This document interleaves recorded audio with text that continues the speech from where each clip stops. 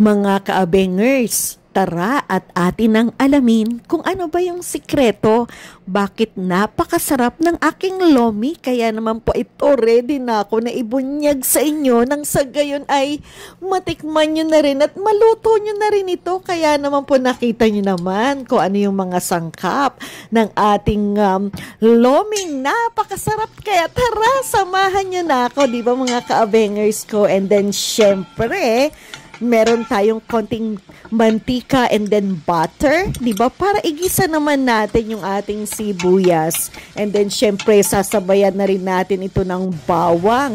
At sisiguraduhin natin na talaga na po naluto natin ng gusto yung ating sibuyas at bawang. And then, syempre, susundan na natin ito ng ating split chicken wings na talaga naman po tinodo ko na mga kaabengers ko, di ba?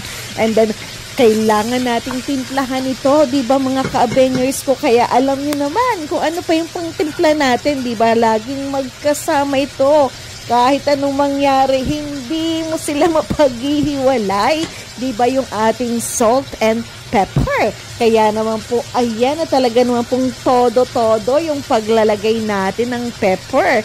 And then, syempre, kinontrol lang natin yung ating salt dahil kamaya-maya ay pwede tayong maglagay ng patis, diba? And then, ayan, haluin lang natin ito ng husto and then make sure lang na talaga naman po na ilalabas natin yung mantika o yung para bang piniprito natin yung chicken wings, diba? Kaya naman, eto, inayos ko muna syempre bago natin ito takpan, diba? At ayan, nakita nyo naman, pagkabukas ng takip, yung talagang steam, wow!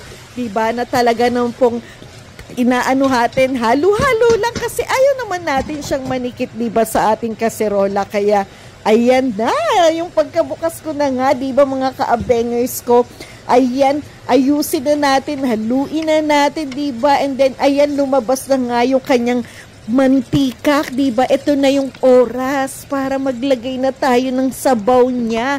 So, halos 2 litro ng ating tubig ang nilagay natin sa ating chicken wings na yan. Kaya hayaan lang natin siyang kumulo ng kumulo, diba mga kaabengers ko, nang sa gayon ay lumambot ng tuluyan yung ating chicken wings. And then of course, pagkakulungan yan, diba, ito na yung ating ilalagay muna na gulay, ang ating carrots na hiniwa-hiwa natin ng straights, and then kasabay na nga niyan, syempre yung ating celery, diba? Alam naman, okay lang din naman sila na hilaw, diba? Pero syempre may mga anak tayo na gusto na luto talaga itong mga gulay na to, kaya naman po sinabay ko na siya sa pagpapakulo, diba? And then eto na nga, kumbaga sa last minute ito mga kaabengers ko, sabi ko nga hindi ko na nga dapat lalagyan ito, kaya lang sabi ko parang nakukulangan ako, wow ha. And then eto, syempre, naghimay tayo ng Krabi stick, and then meron tayong mga natira na mga mix natin, na mga anong tawag dito, di ba, yung fish ball, squid balls, and then yung atin syempre nga, ay naku, Diyos ko, day, nakalimutan ko na yung, ano ba yun? Kikiyam, oh my God, grabe na ito, di ba mga kabengers ko? And then syempre, pagkakulungan yan, di ba, eto na, nilagay na natin yung ating slurry, na alam naman natin na ito yung cornstarch na binabad natin sa malamig na tubig, and then of course, tunawin lang mabuti, and then pagkalagay ko nga niyan, naglagay tayo ng itlog, diba? Na talaga naman pong binitan natin yung itlog at sinabay na rin natin. Eh ayoko naman talaga sa aking lomi ay yung medyo malapot, diba? Kaya kahit papano ay makikita nyo naman yung ng sabaw niya. And then syempre, pagkakulungan niya, nilagay ko na nga, ito na yung ating noodles, mga kaabengers ko, na talaga naman pong sinisigurado ko na magkahiwa-hiwalay ang mga ito, diba? Halo-halo lang tayo na konti, and then syempre tikman natin kung ano pa ba yung kulang sa lasa niya, diba?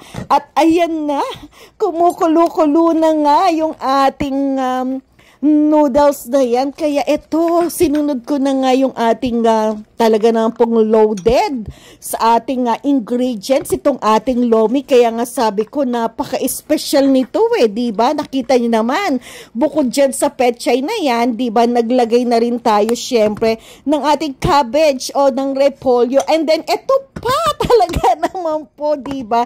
Dahil syempre, itong ating mushroom, diba, yung enoki mushroom. Kaya naman po, sabi ko na nga ba, kumpletong-kumpleto na to. Imagine, one complete meal. Kahit hindi ka na kumain ng kanan, ito na, kumpletong-kumpleto na sa ating 3 basic food, diba? May protein, may carbs, ay talaga naman po na ba?